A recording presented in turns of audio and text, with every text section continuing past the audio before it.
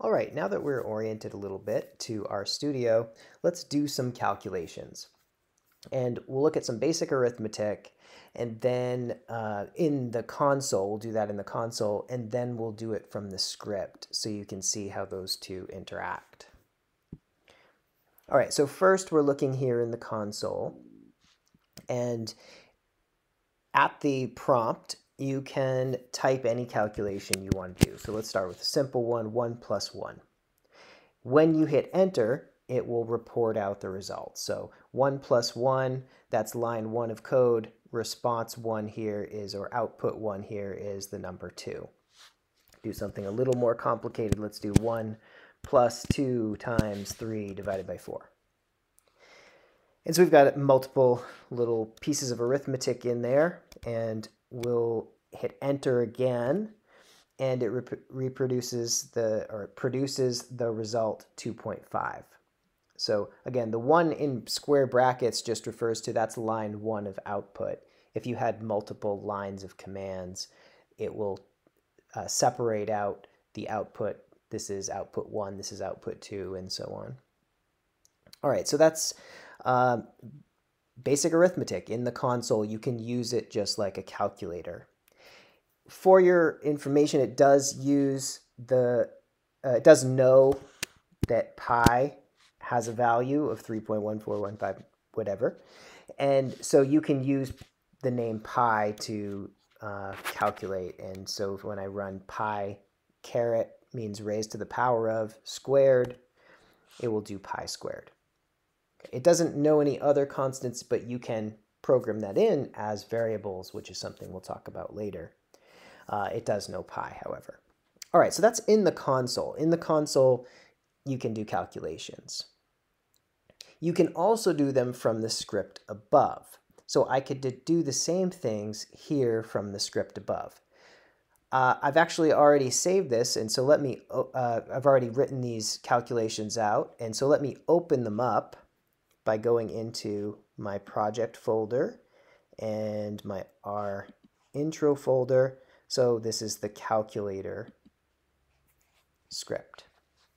So notice here in the editor window, I can have multiple scripts open at once. So this one, which hasn't been titled yet and is blank, and then this one, which I made earlier. Now that's up here. And it has those calculations that I was just doing below, but now it's in the script. So once it's in the script here, we can run them from the script window, but they'll be done down in the console. So let me first just do 1 plus 1. The cursor is on that line, and to run it, I have two options. I can either click run, or what I prefer is to use the keystroke, which is to hit Control and return or Control and enter. Whether you're on a Mac or a PC, it should be the same. So Control, then enter, and it will run that line of code in the console. So you look below, and I have 1 plus 1. That's produced here. Okay. If you want to run more than one line at the same time, you just highlight those two lines, or however many lines, Control and return or Control and enter, and it will run both of them. So it ran both of those at the same time. So the R script is like a ordered list of commands that you want to run, but they're actually processed in the console. Okay, so you're kind of sending the information from the script to the console. At this level, with what we're doing, it's not really that advantageous for us. But when you get to more complicated things, you can store different calculations in different scripts and then call on them as you need them, which makes the script use much more efficient than just typing things into the console. So to wrap up this one here, this video here, let's look at some additional calculations that you can do using functions that are built into R. So I've listed a few of them here: square root, sine, log. So sqrt for the square root, Control enter on that command tells me the output is 3, so it did the square root. So that's the square root function. Same here, sine is just as you might expect. It's sin, and then in parentheses, put what you want to take the sine of, and it does the sine pi over 4. Also note that as I've been typing commands, my history tab here has been populating with every command that I've asked it to do, so I can look back and see the history of commands. The environment tab, however, is still empty because I haven't defined any variables yet. All I've asked it to do is perform calculations.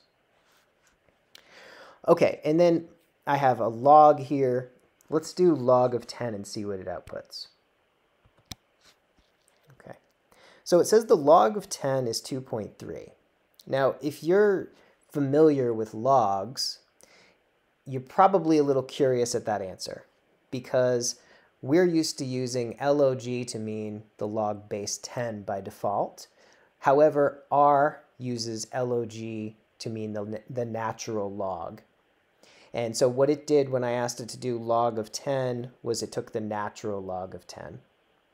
If you want the log base 10, you actually have to write log 10 of 10. So let's run that last line, and it gives me the expected value of 1.